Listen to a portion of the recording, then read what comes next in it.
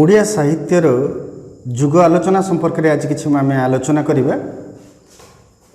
ओडिया साहित्य को विभिन्न भाग में आम विभक्त करुचे।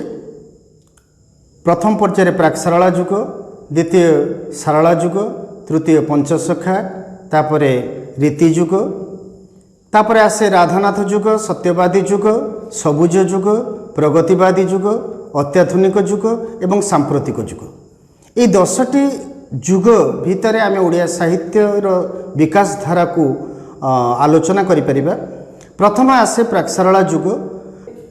अष्टम नवम शताब्दी आरंभ करी चतुर्दश शताब्दी पर्यंत जुग को आम प्राक सारला जुग बोली कहूँ, जहाँ को ओडिया साहित्यर आदि जुग बोली कहा जाए।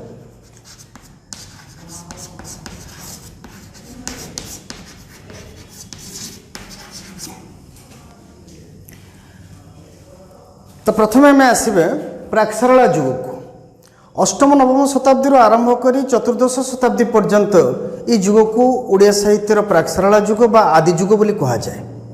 सेतेबेले ओडिया साहित्यर कौनसी बलिष्ठ कवि बा लेखक नथिले, किंतु से समयर धार्मिक परिवेश को नहीं, धर्मीय भावना को नहीं ओडिया साहित्य को गोटे जुग, ओडिया साहित्यर प्राक सारला जुग को आलोचना करा जाए। सेतेबेलर जुग संपर्क में जानापी हेले सेतेबेलर सामाजिक पृष्ठभूमि एवं धर्मीय विचारबोध को आमको बुझा पड़ो।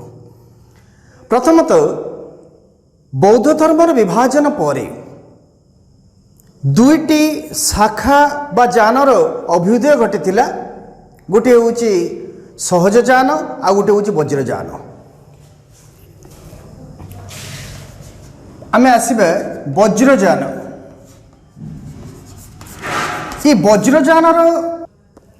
वज्रजानर प्रवक्ता थिले राजा इंद्रभूति। से होचंती तत्कालीन संबल बोली एक राज्य, से राज्यर राजा थिले इंद्रभूति।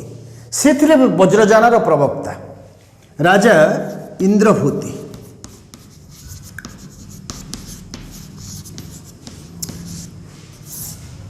तो राजा इंद्रभूति मतरे वज्रजानर अर्थ कौन ना, वज्र शब्दर अर्थ होउछि कठिन।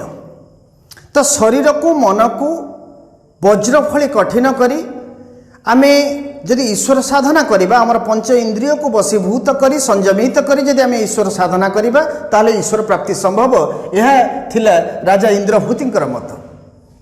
किछि काल अतिबाहित हो गला परे एथिरु आउ एक जानर उत्पत्ति घटिला, जहा होउछि सहज जान।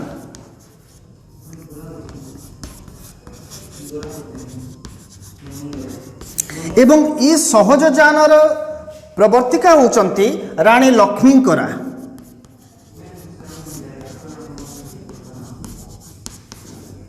मत होची जे सहज जान एवं वज्रजान अर्थ को आम प्रथमे बुझिबा। वज्रजान कहले राजा इंद्रभूतिंकर मत थिला जे मन को बा पंच इंद्रिय को वशीभूत करी आमे आमर मन शरीर को वज्र फली कठिन करी यदि ईश्वर आराधना करिबा ताले ईश्वर प्राप्ति संभव। किंतु तार किछि वर्षर अंतराल रे जो सहज जान बाहरला। ये रानी लक्ष्मीकर आ गोटे कथा एठी मो जोड़ी रखे जे रानी लक्ष्मीकर होउचंती राजा इंद्रभूतिंकर भगिनी एवं तत्कालीन लंकापुरी राज्यर से थिले राजबधू। तेणु रानी लक्ष्मीकर प्रथमे वज्रजानर अनुगामी थिले, किंतु परवर्ती पर्यायर से आउ एक जान प्रवर्तन कले जार नाम होची सहज जान। सहज शब्दर अर्थ कौन? आमे सहज कहले सरल बुझिबानी, सहज कहले सहजात। सहजात कहले आम सहित जहाँ जात होइछि, आमर जन्म समय रे जो प्रवृत्ति जो प्रकृति नेइकिरी आमे जात होइछु आ जोटा आमर स्वभाव, से स्वाभाविक प्रक्रिया जहाँ ईश्वर दत्त आमे सृष्टि करिनो। तेणु यही सहजात प्रवृत्ति को चरितार्थ करी अर्थात कामना वासना को संयमित न करी बरम ताकू चरितार्थ करी सेथिरे जो महानंद मिले ता सेथिरे ईश्वर प्राप्ति संभव एक जुक्ति थिला रानी लक्ष्मींकर। से जहाँ भी हो ये उभय जान बौद्ध धर्मरु बाहरी थिले मध्य परवर्ती पर्यायर एथिरे तंत्र साहित्य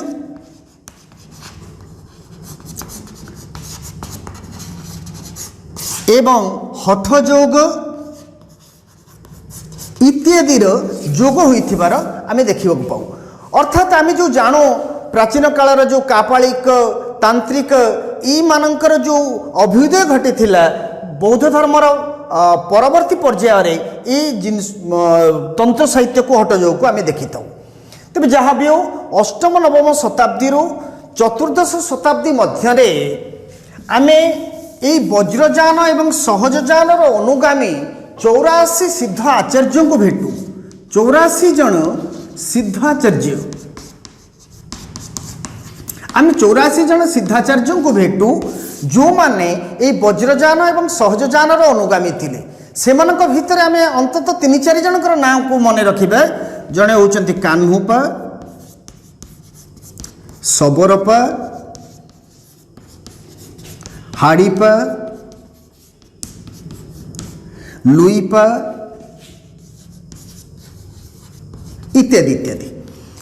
तो यही माने होचंती 84 सिद्ध आचार्यगण। एमाने अलौकिक शक्तिर अधिकारी थिले, एमाने हठयोग करथिले एवं तो सेतेबेले से माने आमर आजिर ये जो जुग परंपरा साहित्य रे जो कवि बा लेखक आम जहाँ को देखुचु एमाने से साधारण कवि बा लेखक नुहंती। एमाने होचंती अलौकिक शक्तिर अधिकारी सिद्ध साधक गण।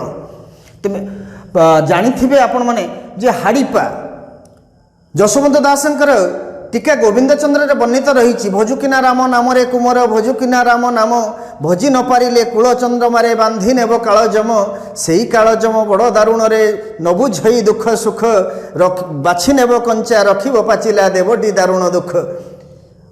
12 वर्षर बालुत पुत्र गोविंद को जेतेबेले माँ मुकुता दे जोगी वेश करी सजई देले एवं ताको गुरुंकर चरणाश्रित हवा पाई ताको प्रवर्तैले। से गुरु थिले किए ना ये हाड़ीपा 84 सिद्ध आचार्य मानक मध्यरु अन्यतम।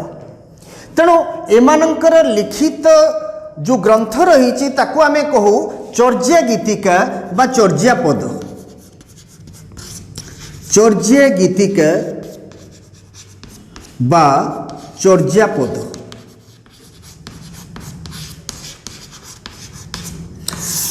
तो ये चर्या गीतिका बा चर्या पद ओडिया साहित्यर आदि जुगीय ग्रंथ बोले आमे ग्रहण करूँ। ये चर्या गीतिका बा चर्या पदर भाषा होची संध्या भाषा। सेतेबेले हाँ गोटे पद कहले आमे बुझी परिबा आ तरुबर पंचबी डाल चंचल चिए पैठ काल। का कहले काऊ, तरु कहले वृक्ष।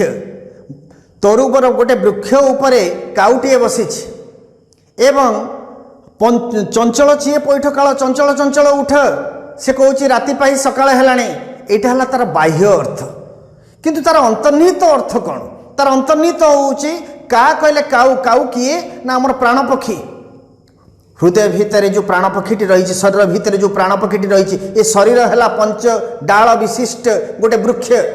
पंच डाल आम क्या कहवा ना क्षिति अप तेज मरुत व्यम पंच महाभूत रे घटित ये सजु शरीर।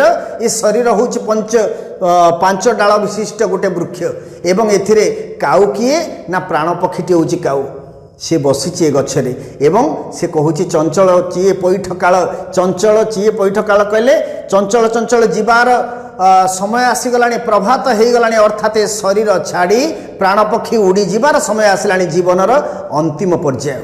तो ये सब तत्व को बुझिले जना जाए जे आर बाह्य अर्थ गोटे थिला एवं अंतर्निहित अर्थ आउ गोटे थिला। से जहाँ भी हो ये चर्या गीतिका बा चर्या पद एथिरे थिबा शब्द गुड़िक जेमिति का तरु चंचल पैठ ये शब्द गुड़िक प्राचीन उड्र भाषा बा प्राचीन ओडिया भाषार शब्द हेतिबारु आमे दाबी करू जे यह होची ओडिया साहित्यर आदि जुगीय ग्रंथ।